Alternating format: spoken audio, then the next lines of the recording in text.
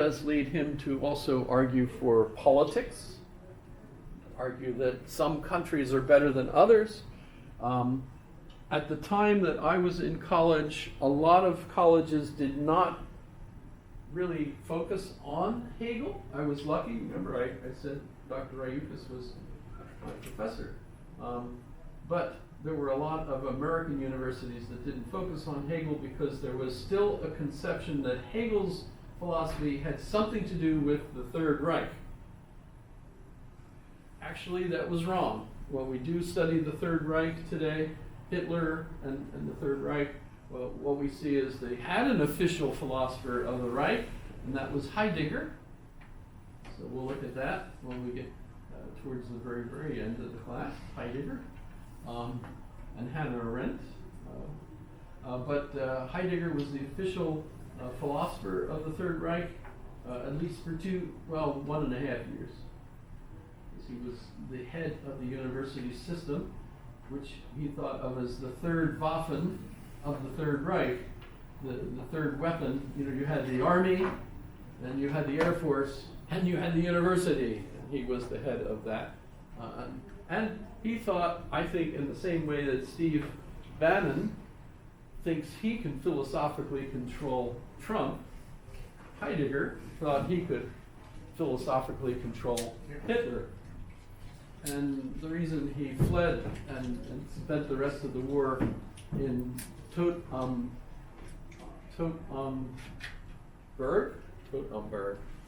Shoot, I hate it when I can't remember something.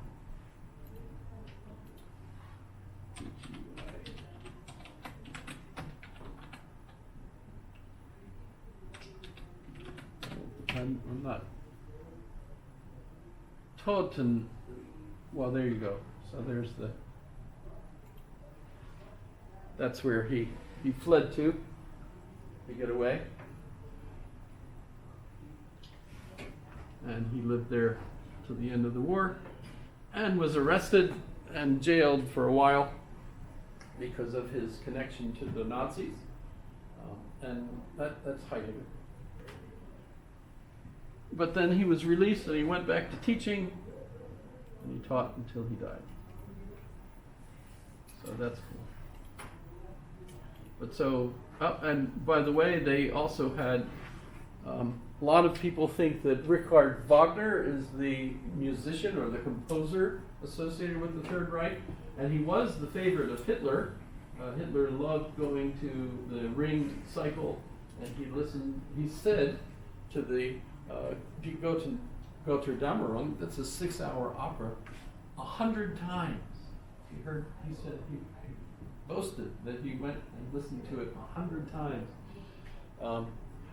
By the way, it's the one where Siegfried's killed and is burned on a funeral pyre, and notice Hitler kind of, he shot himself in the head, but he still ended up being poured on, gasoline, set on fire. His wedding day as well, right? That's fun, right?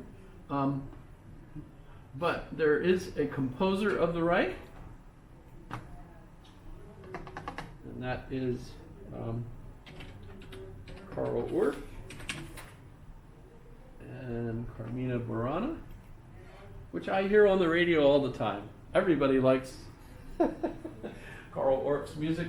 But officially, he was the composer of the Third Reich, and his music was meant to inculcate the values of the Third Reich.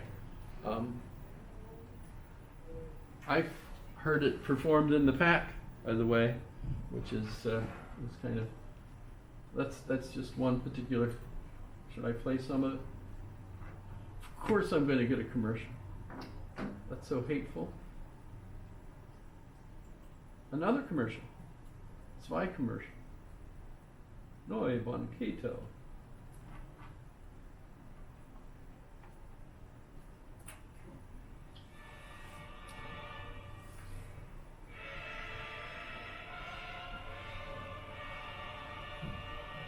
You ever heard this stuff? This music? That's Third Reich music. So that's cool. Okay. finish? German idealism. So part of Hegel's philosophy is focusing on the politics, because politics, of course, is how the society ends up demonstrating its complete spirit.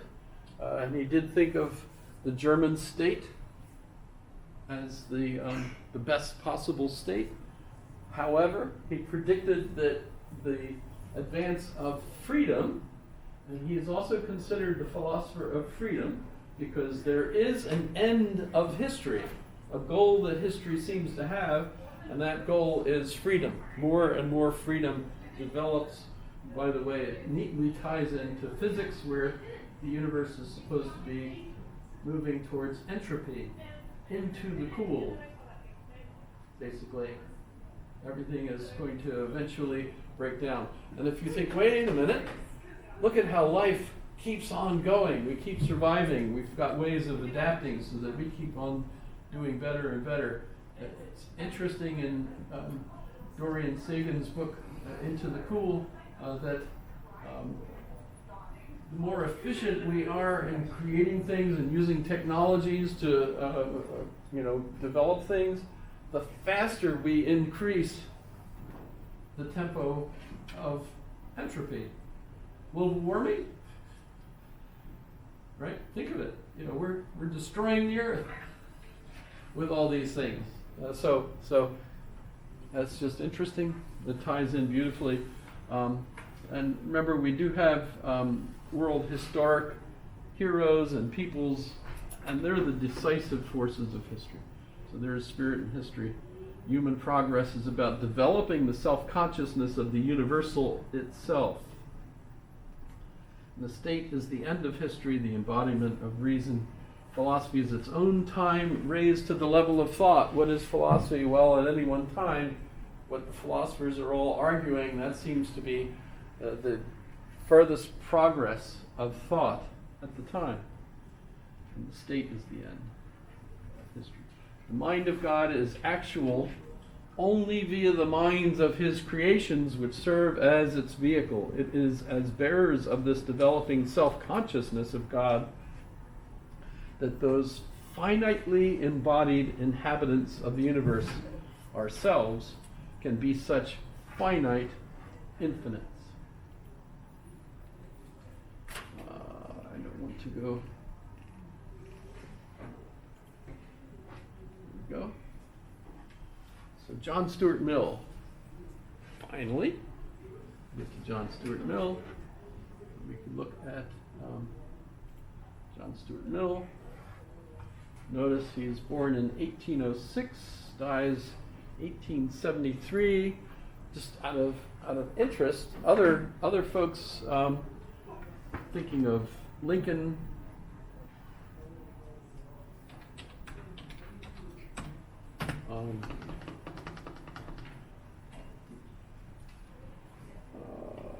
Shoot.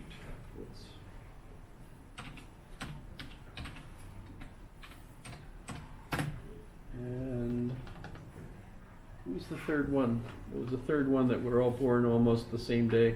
Lincoln, Mendelssohn, and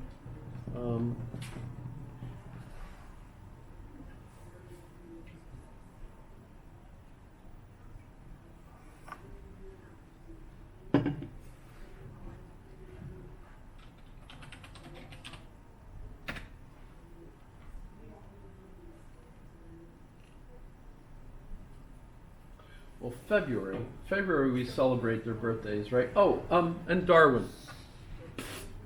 There we go. 12 February. I could have just went there. Sorry. So Darwin, Mendelssohn, and Lincoln.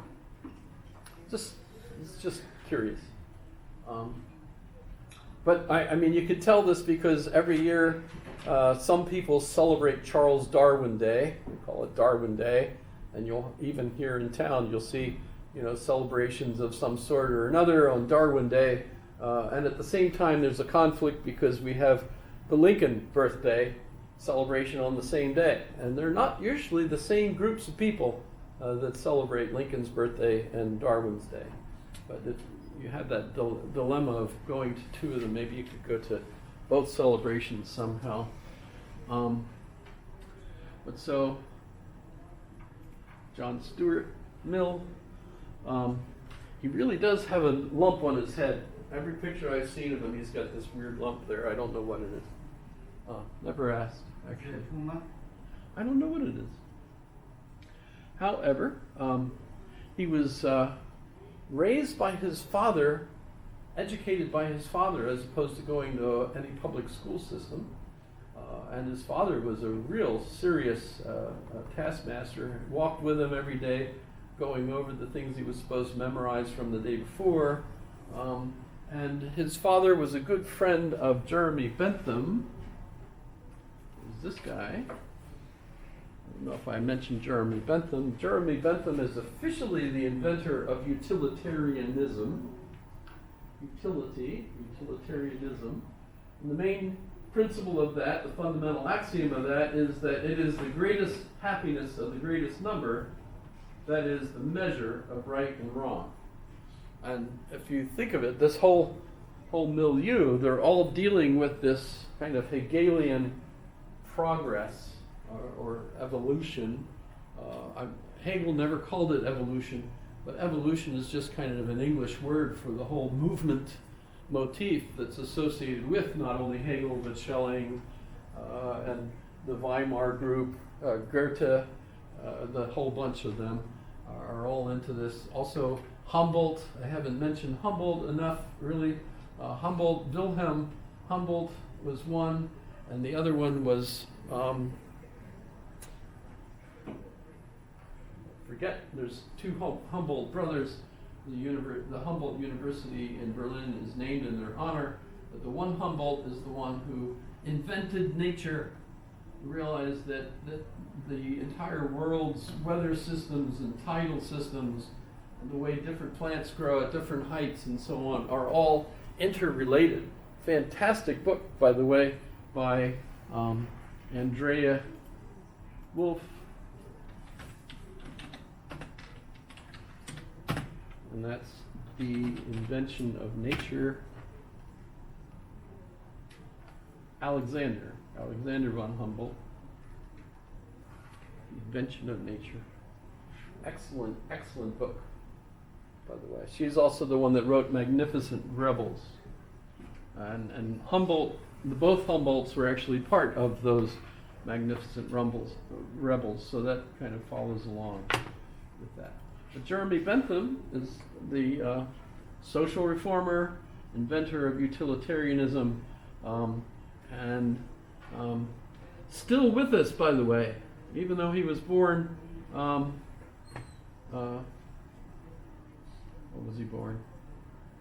1747? Whatever. Yeah, okay. He's still with us because I think I might have mentioned it already. That in his will, he insisted that he continue to attend every Board of Regents meeting for the University of London. And so they have him in this box. His real head used to be like down here. I don't know why it's not in that picture. This is a wax head, but the body's his. And he's taken the whole box is wheeled to each meeting, and he's officially signed in to each meeting. That's just hilarious. By the way, years ago, one of my students who was visiting that building took a picture of himself with Jeremy and posted it on Facebook and told me about it, so that I got to see one of my students actually stand. So if you're ever visiting the University of London and you go in their library, actually it's been moved. I don't know where it is now. It used to be right there. They moved it because people make a mess of things. The people that have been like putting graffiti on things and stuff. So they had to put it someplace safe.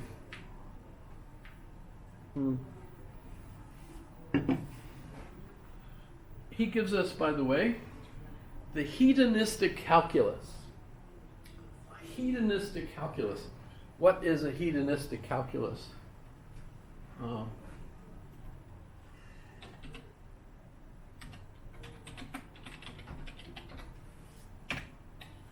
So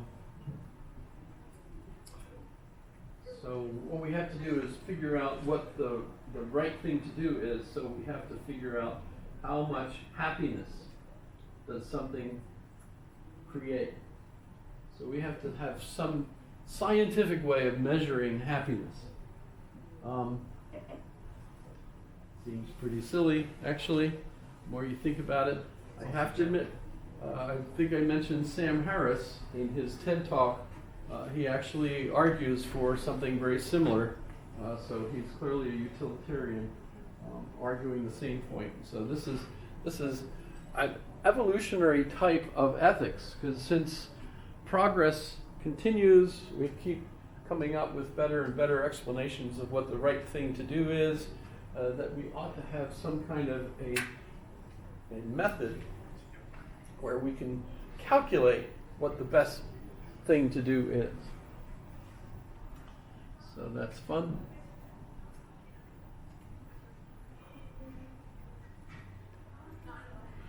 So as Charles, I'm on Charles Darwin.